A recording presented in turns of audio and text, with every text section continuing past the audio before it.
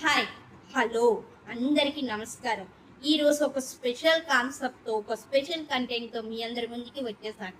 అదేంటి అంటే mothers day. So మాతృమూర్తుల గురించి మనందరికీ తెలుసు, నేను కొత్తగా చెప్పేది ఏమి ఉండదు. కానీ ఆ మాతృమూర్తి బాధ్యతగా ఉంటే ఒక వంశం వృద్ధి చెందుతుంది. ఒకవేళ తన ప్రేమతో కట్టించబడితే ఒక వంశమే నాశనం అయిపోతుంది. దానికి లైవ్ ఎగ్జాంపుల్ ఎవరో కాదు, మన మహాభారతం. మహాభారతం అనగానే మనందరికీ గుర్తొచ్చేది ఏంటి అంటే కురుక్షేత్ర యుద్ధం. అవును, కురుక్షేత్ర యుద్ధం తర్వాత గాంధారి మొత్తం నా కౌరవుల వంశం మొత్తం నాశనం అయిపోయింది. నేను శపిస్తున్నాను, నా వంశం ఎలాగైతే నాశనం అయిపోయిందో నీ వంశం కూడా అలాగే అయిపోవాలి అని చాలా క్రోధంతో శపిస్తుంది. అప్పుడు శ్రీకృష్ణుడు చాలా ప్రశాంతంగా విని, నువ్వు ఏదైతే అన్నావో తప్పనిసరిగా అది జరిగి తీరుతుంది, కానీ దీనికి కారణం అయితే నేను కాదు, నీ వంశాన్ని నాశనం అయ్యడానికి నువ్వే కారణం అని చెప్తారు. అది ఎలా అని అడుగుతుంది. అప్పుడు గాంధారి, నువ్వు నీ భర్త అడుగు జాడల్లో నడవాలని చెప్పి నువ్వు కళ్ళకి గంతలు కట్టేసుకున్నావు. సో ఆ గంతలు కట్టేసుకున్న తర్వాత పిల్లల బాధ్యతని కళ్ళు లేని తండ్రి ఎలాగో చూడలేదు, తల్లి ఉన్న తల్లి నడిపించాల్సింది నువ్వు.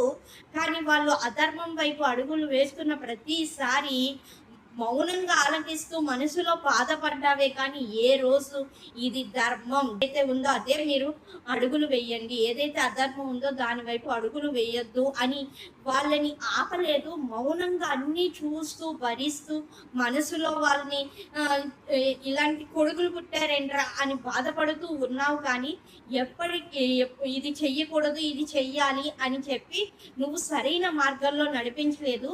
అందుకే ఈ రోజు కౌరవులు మొత్తం కూడా అంతమైపోయారు. లోపం ఎక్కడో లేదు, నీలోనే ఉంది. నువ్వు కళ్ళు తెరుచుకొని చూడాల్సిన ప్రతిసారి కళ్ళు మూసుకుపోయే ఉంచుకున్నావు అని చెప్పేసి ప్రేమతో వాళ్ళని బంధించేశావు.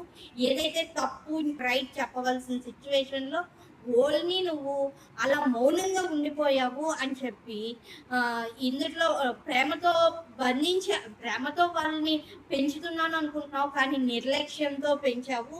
అదే దాని ప్రతిఫలమే ఈ రోజు జరిగిన యుద్ధం, వంశం అంతమైపోవడానికి కారణం అని చెప్పి చాలా వివరంగా చెప్పాను.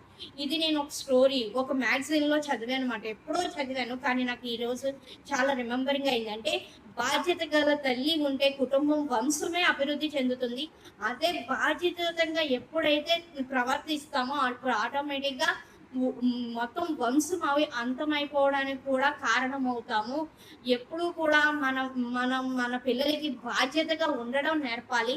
అదే తల్లి యొక్క బాధ్యత మెయిన్ అని చెప్పి ఈ స్టోరీ చదివిన తర్వాత నాకు అర్థమైంది. సో మీ అందరికీ కూడా చెప్తున్నాను, నిజంగా తల్లి ఎవరైతే ఉన్నారో వాళ్ళు చాలా బిగ్గెస్ట్ రోల్ ప్లే చేస్తున్నారు. వాళ్ళకి నిజంగా పాదాభివందనాలు. అలాంటి వాళ్ళు మన లైఫ్లో ఉండడం, అలాంటి వాళ్ళకి ఎంతో గ్రోత్ అవుతుంది. So that is valuable and most inspiring story.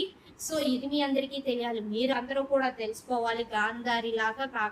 గాంధారిలా మనసుతో శోభిస్తూ కాకుండా ఏది ధర్మం ఏది అధర్మం పిల్లలకి చెబుతూ వాళ్ళని సన్మార్గంలో నడిపించుతూ మనం కూడా సన్మార్గంలో వెళుతూ వాళ్ళకి ఆదర్శమూర్తులుగా మనం కనబడేటట్టు ఉండాలి అని చెప్పి this is the story. So మీ అందరికీ తెలియాలి, మీరందరూ కూడా తెలుసుకోవాలని షేర్ చేస్తున్నాను. డెఫినెట్గా వాచ్ చేసేయండి. ఇలాంటి మోర్ కంటెంట్ వీడియోస్ కోసం డెఫినెట్గా సబ్స్క్రైబ్ చేసుకోండి. Inspired by Prasanna. Thank you for watching. Thank you everyone.